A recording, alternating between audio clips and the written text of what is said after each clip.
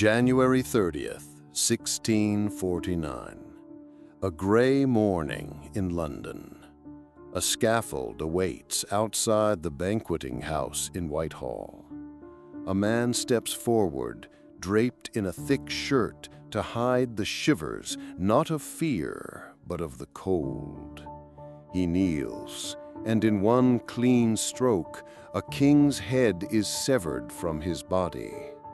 This was no ordinary execution. This was regicide, the killing of a divinely anointed monarch, an act that shook the foundations of England and echoed across Europe. But how did it come to this? How did a king, God's appointed ruler, fall at the hands of his own people? This is not just the story of one man's death. It's a tale of pride and principle, of parliament and power, of war, revolution, betrayal, and a kingdom turned against its king. In the next 80 minutes, we'll uncover the dramatic history of Charles I's final stand, from the early signs of descent through bloody civil war to the trial and execution that changed England forever. So settle in, light a candle, and prepare for a story as chilling as the January air in Whitehall. This is the execution of King Charles I. Charles was never supposed to be king. Born in 1600, the second son of King James VI of Scotland and first of England, Charles was delicate, quiet, withdrawn.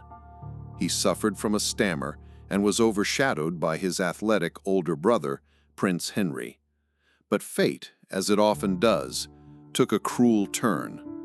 In 1612, Henry died unexpectedly. Suddenly, the quiet boy with the stammer was next in line for the throne of England. He ascended in 1625 upon his father's death, Charles I, King of England, Scotland, and Ireland. But even as the crown touched his head, storm clouds gathered. Charles believed fiercely in the divine right of kings. To him, monarchy wasn't a political arrangement, it was sacred. But the England he inherited was changing. Parliament was growing bolder, the people more restless, the Puritans more radical. When Charles married Henrietta Maria, a French Catholic princess, Protestant England was outraged. Their fears weren't unfounded. Charles favored rituals, hierarchy, and lavish ceremony. He viewed Parliament as an inconvenience, not a partner. In 1629, he dissolved Parliament entirely. No debates, no checks. He ruled alone for 11 years. They called it the personal rule. But absolute power has a cost. To fund his policies, Charles levied taxes without parliamentary approval, like ship money, meant for naval defense, but collected in peacetime from inland counties. The resentment grew like rot beneath a polished floor. Then came Scotland. Charles tried to impose the Anglican Book of Common Prayer on the Scottish Church, sparking outrage and armed rebellion. The bishops' wars began, and Charles needed money, desperately. He had no choice but to recall Parliament in 1640. It would be the beginning of his undoing. The Parliament Charles summoned in 1640 was not the timid body he remembered. The Long Parliament wanted reforms, serious ones. They passed laws preventing the king from dissolving them. They arrested Charles's closest advisors, even executing his ally, the Earl of Strafford. Tensions boiled. Then, in a moment that would seal his fate, Charles tried to arrest 5 members of Parliament in the chamber itself. It was a gross violation of privilege. The MPs had fled before he arrived. The Speaker, asked where they were, famously replied, May it please your majesty, I have neither eyes to see nor tongue to speak in this place, but as the house is pleased to direct me." Charles had lost the room. He fled London. The country split in two. Royalists, Cavaliers, for the king. Parliamentarians, Roundheads, against him. Civil war had begun. Between 1642 and 1646, England burned. The war wasn't just fought on battlefields. It tore through towns, families, churches. At first, the Royalists had the edge. Charles's forces were elite and experienced, but Parliament had something Charles didn't: discipline and a man named Oliver Cromwell.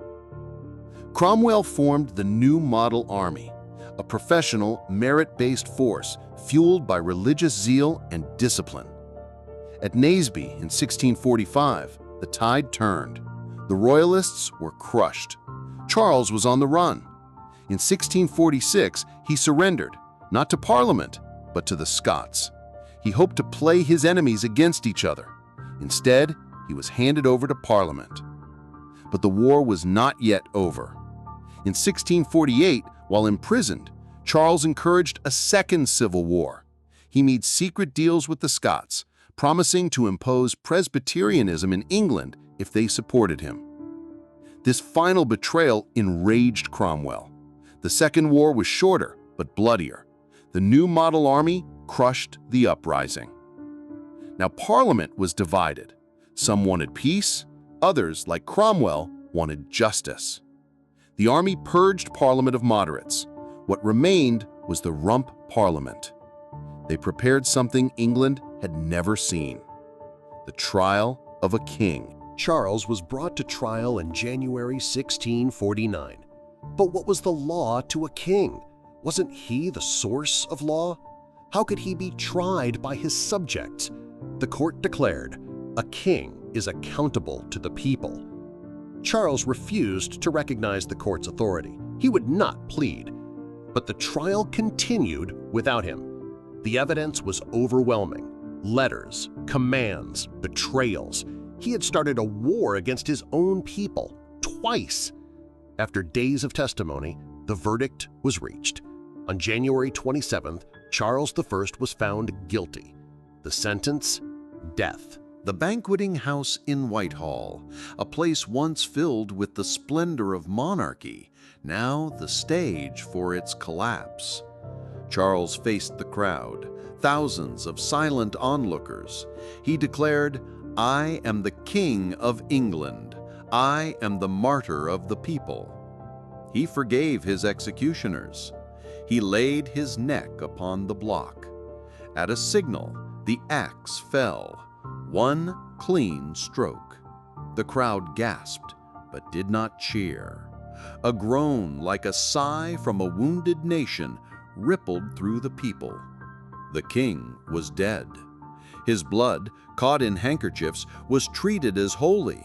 Some even dipped rags into it, believing they touched a saint. For a time, England became a republic. The monarchy was abolished. The House of Lords dissolved. Oliver Cromwell ruled as Lord Protector, but he too would die, and within a decade, the monarchy returned. In 1660, Charles II, the son of the executed king, was restored to the throne. But Charles I's execution left a scar. For the first time in English history, the divine right of kings had been shattered. The idea that a ruler was above the law destroyed on the scaffold. Today, historians debate his legacy. Was Charles a martyr, a tyrant, a tragic figure? He was, perhaps, all three.